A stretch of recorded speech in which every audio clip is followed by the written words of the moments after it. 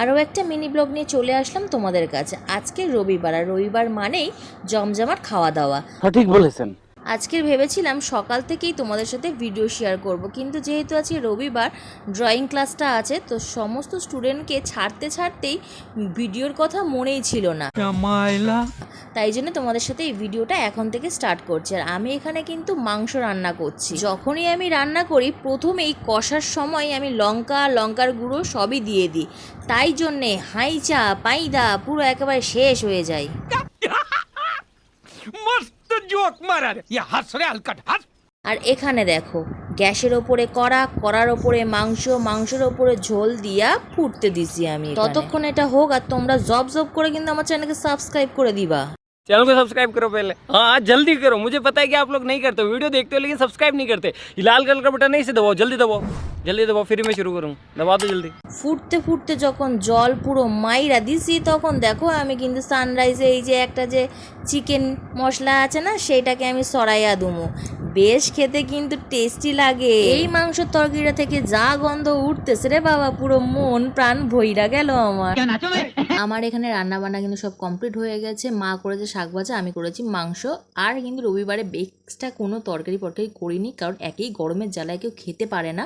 যা খিদে পাইছে আমার কি বলবো। এখানে ভাত দিছে, মাংস হলে তো হইয়া যায়, আবার এই শাক ভাজা কেন দিছে তা কে জানে। এই শাক ভাজাটা যদি আমি তুইলে রাখি না, আমার কপালে যে কি কষ্ট নাচতেছে সেটা আমি জানি। তোমরা কি লক্ষ্য করছো? আমি পুরো মাংসর গামলা নিয়ে বইসা পড়েছি। খাবো তো এক পিস আলু, এক পিস মাংস আর একটু ঝোল। কে আবার বাটি ঘটি করে, এই জন্য আইয়া পড়েছি, পুরো ডেকসিটা নিয়েই বইসা পড়েছি। খাওয়া দাওয়া কমপ্লিট। এবারে কিন্তু আমি একটু ঘুমিয়ে নেবো, তারপরে কিন্তু তোমাদের সাথে আবার কথা বলবো। সবে একটু শুয়ে চোখটা বন্ধ করছিলাম, একটা স্বপ্ন আইছিল। বেটাগো সহ্য হলো না, বেটা এত জোর কাট ফেলছে আমার পরাণ পুষ্টা অব্দি কাইপা উঠছে।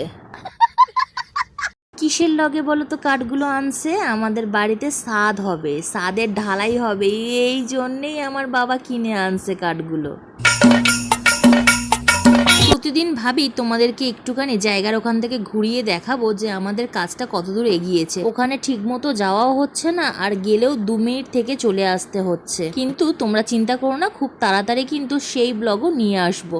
আর এখানে দেখো মা কিন্তু ওনাকে বলছে এই পারে জ্বালানি কাঠ রাখবে, ও পারে ভালো কাঠগুলো রাখবে, নইলে সব কাঠগুলো একসাথে রাখলে কিন্তু আমাদের বাঁচতে গোছাতে কিন্তু ভীষণ কিন্তু কষ্ট হয়। চলো আজকে তোমাদের কিন্তু এই ভিডিওতে আমাদের ছাদটা দেখাবো। ছাদের মধ্যে কি কি গাছ লাগিয়েছে আমার মা, সেটা কিন্তু তোমাদের সাথে চলো একটু শেয়ার করি। একটু দাঁড়াও বাপু, ছাদে যাব শুধু মুখে, একটু ছোলা ভাজা নিয়ে যাই, একটু করস মরস করে খাবো, তারপরে তোমাদের ছাদের সব জিনিসপত্রগুলো দেখাবো।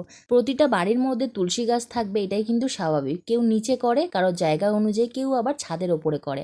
আমরা যেহেতু এখানে রেন্টে থাকি, তাই জন্য কিন্তু আমরা ছাদের ওপর করেছি। এখানে যে বড় তুলসী গাছটা দেখছো, এটা কিন্তু আমার অনেক পুরনো, তাই জন্য কিন্তু আমি কিন্তু এনাকেই পাশেই রেখেছি।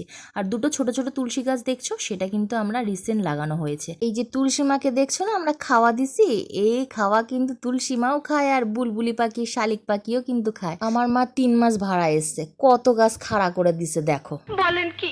বাবা বাজারে গেলেই বলতো আমার জন্য কলমি শাক আনবা, সেই কলমির ডান্টিগুলো রেখে রেখে শিকড় বার করে পুইতা দিছে, আর দেখো কত কলমি শাক হয়েছে। আর কি কিনতে লাগবে? তোমরাই বলো তো বন্ধুরা। তোমরা ভাবতেছো তো এই কটা গাছ নিয়ে বলতেছে বাগান করছি, কিন্তু এই কটা গাছের ফাঁকে ফাঁকে কত গাছ লাই গাছে আমার মা, তোমরা ধারণাও করতে পারবা না। এটা তো দেখে চিনতে পারছো, এটা কুমড়া শাক। এই কুমড়া শাকটা নিয়ে গিয়ে আমাদের যে জমি, ওখানে একটা ছোট্ট একটা বাগান মতো কইরাছে, ওইখানে গিয়ে পুইতা দেবে, যাতে এই কুমড়া শাকের সংসারটা যাতে বড় হয়, আর বড় হলে যাতে আমাদের সংসারটা ভালোভাবে চলে। আর এইখানে দেখো কতগুলো লঙ্কা চারা দিয়ে, আর খাইয়া খাইয়া বেটা বড় হতেছে, একটাও লঙ্কা দেয়নি। কতটাই না টুইনা ভিডিওটা বেশি বাড়ালাম না। আমার এই ছোট্ট মায়ের বাগানটা কেমন লেগেছে তোমরা অতি অবশ্যই জানিও। আমি আবার কিন্তু আসতেছি অন্য একটা ভিডিও নিয়ে।